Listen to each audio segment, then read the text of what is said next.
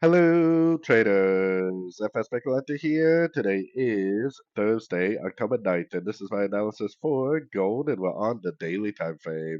So gold did reach that 238% Fibonacci extension yesterday that I was talking about. Now, the whole thing is that the wave 3 does not have to end here. And even if it does end here, it's likely just going to make a very overlapping corrector pattern like this for a wave 4, and then probably go back up again for a wave 5.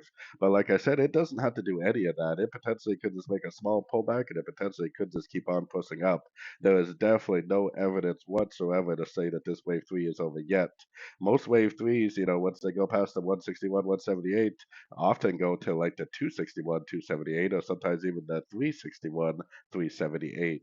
So there is the potential that this thing has a lot more upside potential.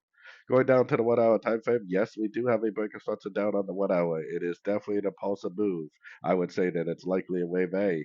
Now the whole thing is that this potentially could just keep on going up very, very easily because of the high time frame uptrend. But more than likely, this is probably a wave B. Probably it is going to drift down to maybe the 50 to 61% again for a wave C before it actually goes up again. Now, like I said, I personally would not be recommending shorts. It definitely doesn't even have to make a wave C if it doesn't want to. It could potentially go up, like this, give you a little bit of an engulfing move down. You go short, and then it just shoots up and continues the higher time frame uptrend.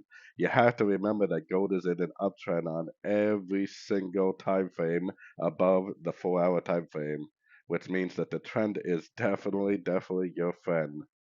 So anyways, don't forget to check out my website linked over here in the corner. And as always, thank you for watching and happy trading.